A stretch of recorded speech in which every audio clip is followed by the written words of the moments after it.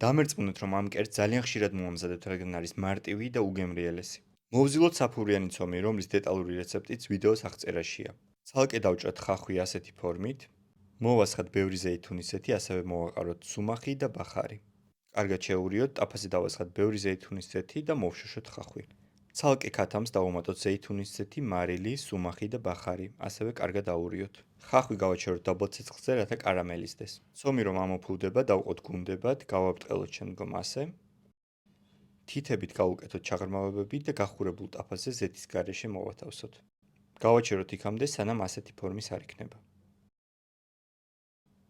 ქათამი საჭიროა მსუბუქად შევწყვათ ორივე მხარეს ტაფაზე. ჩავალაგოთ გამომცხვარი ტაბუნის პურები ღუმელგამძლე ჭურჭელში, დავამატოთ კარამელიზებული ხახვი და ზემოდან დავამატოთ მსუბუქად შემწვარი ქათამი. შევდგათ ღუმელში და გავაჩეროთ ცოტა ხანი. გამოდის უგემრიელესი კერძი. აუცილებლად გამოიწერეთ ჩემი გვერდი, რათა არ გამოტოვოთ სხვა განსხვავებული რეცეპტები.